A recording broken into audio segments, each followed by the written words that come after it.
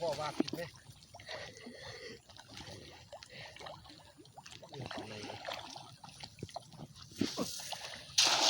เอาดิใช้เลยเสือกข้าวมันนี่ อ้าวนี่เห็นบ่ซับเสียวปลาน่ะ บ่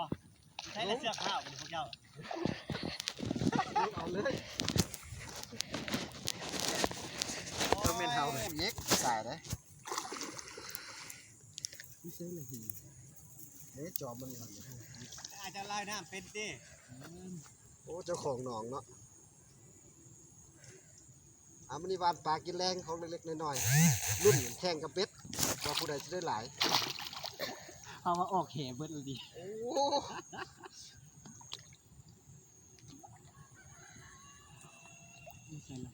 แล้วมันจอมแม่นั่นแหละบอสดึงไปพุ่นแม่จอมมันอยู่พุ่น โอ้เหยียบปลา โอ้ซับเจ้านะปลา สวาย บาทเดียวดูพี่ เอามีเสือกใช่ปะ บ่ลืมเลยพูดเองเลยคอยตุ้มอันนี้ก็ไปน้ำเขาได้ไหมอันนี้นะ ลงมาเลย ตามอยู่วะ ถามมันเหยียบปลาอยู่นี่มันมีเผาอยู่บ่เป็นยังบ่ออกดอกเนาะ บอกก็ออกได้แล้วมันหินตัว เป็นขี้ดินไปเลย หนักกว่า ลงด้วย รุ่นสิได้จักตัวเอ้า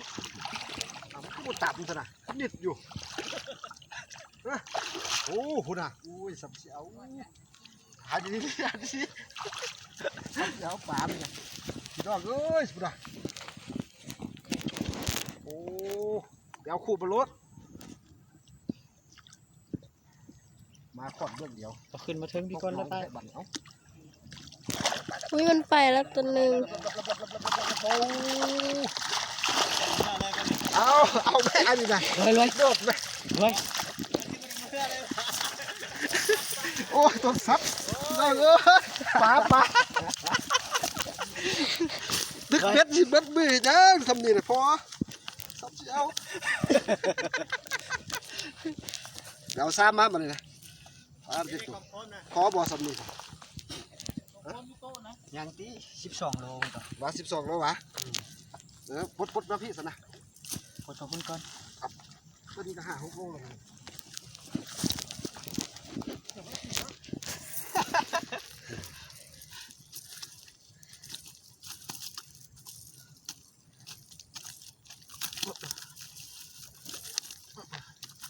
จะได้ก็ได้เพื่อนแล้วส่งเขาแล้ว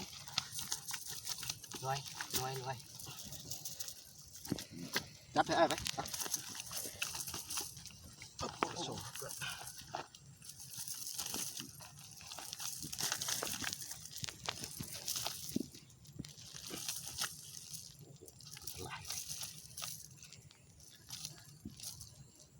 ว่าจะน้ำเงิมเลยรับซัมนี่กับมีเลยถือลาย จุมันเล่นสนะ บันทึกเลยลูกวิดีโอนะไม่ได้ง่ายในภาพสุดลายบัดนี้ กินเนาะ มีแต่ตัวบักใหญ่3-4 ตัวโลพี่น้องเอ้ยเอามา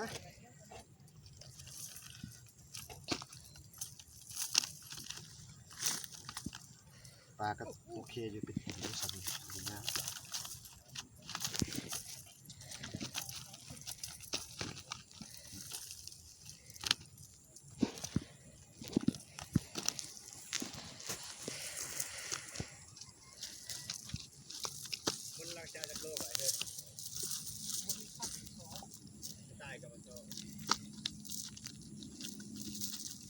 จะเอาลายมันต้องเปลี่ยนส่งให้ได้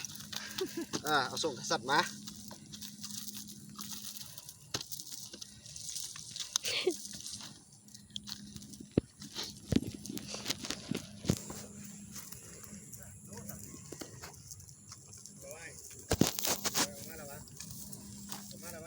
ให้ออกมาตายก็เอามาอีกวะ โอ้เป็นวักกึดเลยก็ได้ผู้มานะคุณพี่ของแท้นะทำบุรินทร์เจ้าแล้วตึกเบ็ดเสียเวลา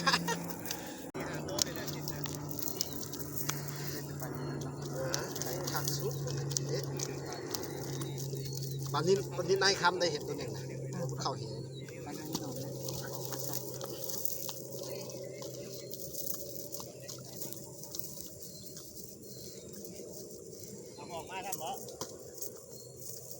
ออกมาแล้วบ่ให้โอเค อ้อยอีกบ่ เอากันบุกคอกันก็ได้ปล่อยอีกเองปล่อยนี้ไปพูดอีกก็ได้พอได้ลูก เก้า พอ นี่ แล้ว นะ